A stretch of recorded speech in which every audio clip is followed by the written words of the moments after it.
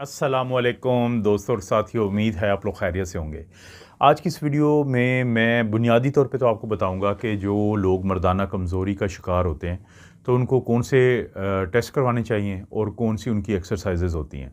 लेकिन उससे पहले मैं ये कहना चाहूँगा कि मर्दाना कमज़ोरी 40 से लेकर 70 साल की उम्र तक के तकरीबन 50% मर्दों को होती है। लेकिन इनमें से शायद ही कोई अपने डॉक्टर को जाके पूरी बात बताता है। वजह क्या होती है? वजह एक शर्म होती है, एम्बैरसमेंट होती है कि अगर मैं ये बताऊंगा तो मेरी बेइज्जती होगी। और ख़ुद अपनी नज़रों में ये एक गलत सोच ज़ाहिर है कि लोग रखते हैं, तो इसलिए डॉक्टर के पास जाते ही नहीं है। लेकिन पहले तो बहुत ज़रूरी है आपको ये समझना कि मर्दाना कमज़ोरी के जो अक्सर केसेस होते हैं वो आर्जी भी होते हैं और काबिल इलाज भी होते हैं। लेकिन क्योंकि डॉक्टर से नहीं बात की जाती या उस एक्सपर्ट से नहीं बात की जाती जो इन मामलात को ठीक कर सकता है, तो ऐसे काम किए जाते हैं कि जिससे फिर नुकसान तो होता है, फ़ायदा बिल्कुल नहीं होता। अब जब मर्दाना कमज़ोरी होती है वो या तो खून की नालियों का कोई मसला होता है, या फिर दिमाग का मसला होता है, या दिमाग के से जो आसाब निकलते हैं, नर्व्स निकलते हैं, उसका मसला होता है, या बाज़ औक़ात हार्मोन्स जो होते हैं उनकी कमी या उनकी किसी न किसी किस्म के प्रॉब्लम की वजह से मर्दाना कमज़ोरी हो रही होती है। तो ऐसे लोगों को हम कहते हैं कि जब आप डॉक्टर के पास जाएंगे, क्योंकि देखें चाहे वो शुगर का मरीज़ हो उसको भी मर्दाना कमज़ोरी हो सकती है, डिप्रेशन का मरीज़ हो, एंग्जाइटी का मरीज़ हो उसको भी, क्योंकि परफॉर्मेंस एंग्जाइटी एक बड़ा मशहूर चीज़ है कि बाज़ का तो वो जो मर्द है वो कुछ सोचें ऐसी रखता है कि जिसकी वजह से उसको मर्दाना कमज़ोरी होती है। लेकिन अगर वो वक़्त पे यही बात अपने डॉक्टर को बता दे और उसका डॉक्टर समझदार हो, वो उसको साइकोथेरेपी कर दे या साइकोथेरेपिस्ट के पास वो भेज दे, तो उसकी ये परफॉर्मेंस एंग्जाइटी का मसला हल हो जाता है। वो लोग जो नींद की कमी का शिकार हों तो उनमें ये मसला होता है। वो लोग जिनका वज़न ज़्यादा हो, मोटापा का जो शिकार हों, तो उनका ये मसला होता है।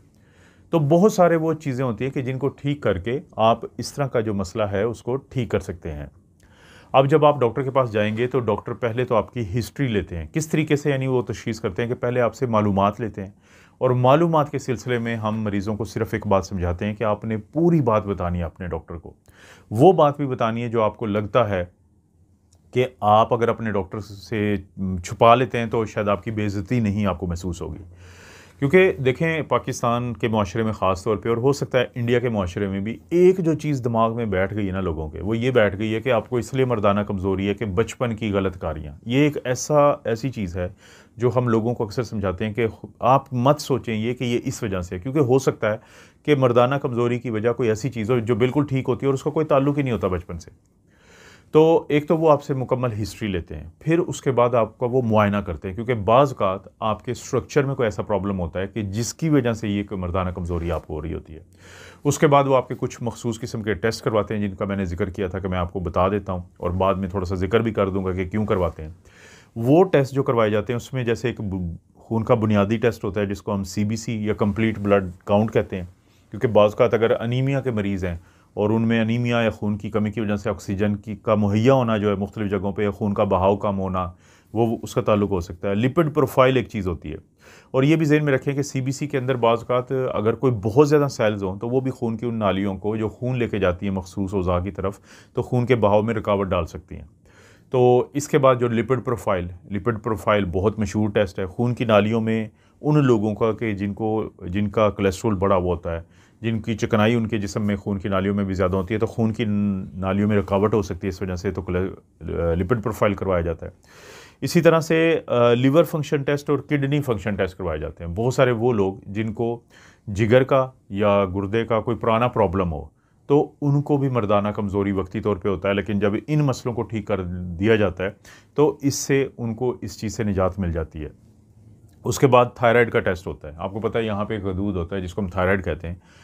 बाज़ का जिन लोगों में वो कम काम कर रहा है उनमें भी, और बहुत ज़्यादा काम कर रहा हो, यानी हाइपरथायराइडिज़म हो या हाइपोथायराइडिज़म हो, तो उससे भी ये मसला जन्म ले सकता है।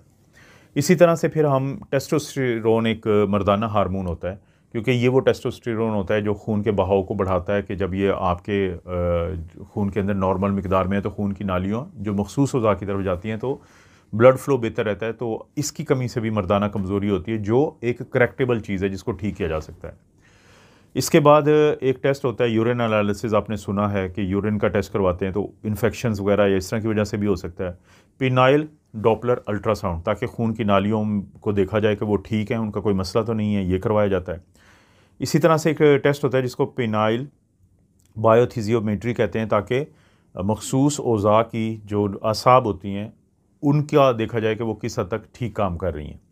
इसी तरह से क्योंकि ये खून की नालियों का मसला होता है तो MRA मैग्नेटिक रेजोनेंस एंजियोग्राम हम करवाते हैं इस चीज़ के लिए, ताकि खून की नालियों का सही पता चल जाए कि उनमें रुकावट है या नहीं रुकावट है।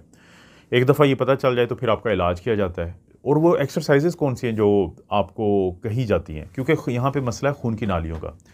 तो कार्डियोवास्कुलर एक्सरसाइजेज़ अगर की जाएँ 45 मिनट के लिए और हफ्ते में कम से कम 3 दफ़ा, तो उनसे बहुत फ़र्क पड़ता है। कार्डियोवास्कुलर एक्सरसाइजेज़ जो हैं वो क्या होती हैं, जैसे ब्रिस्क वॉकिंग होती है, तेज़ी से चलना, जॉगिंग होती है, दौड़ते हुए चलना, स्विमिंग करना, बाईसाइकिलिंग करना और जंपिंग करना, ये जो रस्सी फलांगना होता है।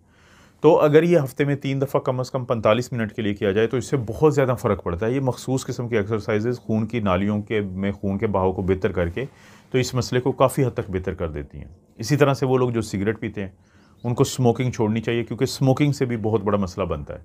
इसी तरह से अगर वज़न ज़्यादा है तो वज़न को नॉर्मल करें, हेल्दी वेट रखें, उसका बहुत बड़ा असर पड़ता है मर्दाना कमज़ोरी पे। और फिर लोगों को हमें बाज़ जो है वो मेडिसिन देनी पड़ती है मखसूस किस्म की, सिल्डेनाफिल है, टडेलाफिल है, उससे बेहतरी आ जाती है। इसी तरह से फिर वैक्यूम कॉन्स्ट्रिक्शन पंप होते हैं, वो डॉक्टर सर्जिकली वो लगाते हैं, तो उससे लोगों को फ़ायदा हो जाता है, काफ़ी ज़्यादा फ़ायदा होता है। बहुत सारे लोग इस चीज़ को अपने यूरोलॉजिस्ट से डिस्कस करके लगवा लेते हैं। और इसी तरह से टेस्टोस्टेरोन का मैंने जैसे जिक्र किया था कि टेस्टोस्टेरोन कम हो तो फिर जेल दी जाती है, टीका लगाया जाता है, पैच लगाया जाता है, गोलियाँ दी जाती हैं, इंजेक्शन लगते हैं, तो उससे फ़ायदा होता है। और सबसे आखिर में कि पिनाइल इम्प्लांट प्रोसीजर है, जैसे कॉन्स्ट्रिक्शन डिवाइस था तो इम्प्लांट लगते हैं, तो उससे बहुत सारे लोग जो हैं इससे फ़ायदा उठा लेते हैं। ये वो चीज़ है जब आप अपने यूरोलॉजिस्ट से बात करेंगे तो वो आपको इसकी तरफ लेके जाएगा। अब सवाल पैदा होता है कि क्या मर्दाना कमज़ोरी से बचा भी जा सकता है, प्रिवेंशन भी है? बिल्कुल है। आपने क्या करना है, अपने कोलेस्ट्रॉल का लेवल बेहतर रखें, अपनी फ़िज़िकल एक्टिविटी को ज़्यादा रखें, अपने जो वज़न को नॉर्मल रखें, अपना जो नींद है वो अच्छी लें, 7 से 9 घंटे की और हाई क्वालिटी के, जिसमें आपको बार बार उठना ना पड़े।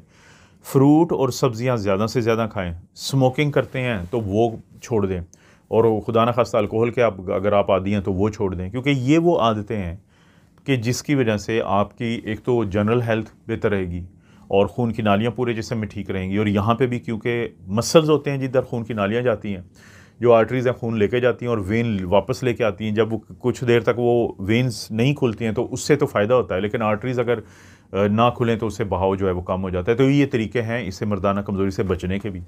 तो मुझे उम्मीद है आपको कुछ समझ आई होगी, और मैं इस तरह की वीडियोज़ बनाता रहता हूँ। अगर अच्छा लगता है कि वीडियोज़ ठीक हैं तो लाइक करें, अच्छा सा कमेंट करें, वीडियो को शेयर के काबिल तो ज़रूर करें, और नहीं किया चैनल को सब्सक्राइब तो ज़रूर करें, और बेल नोटिफिकेशन ज़रूर दबा दें। आप अपना और अपनी फैमिली का ख्याल रखें। अल्लाह ताला आपको और आपकी फैमिली को हर किस्म की बुराई, बीमारी और आजमाइश में महफूज रखें।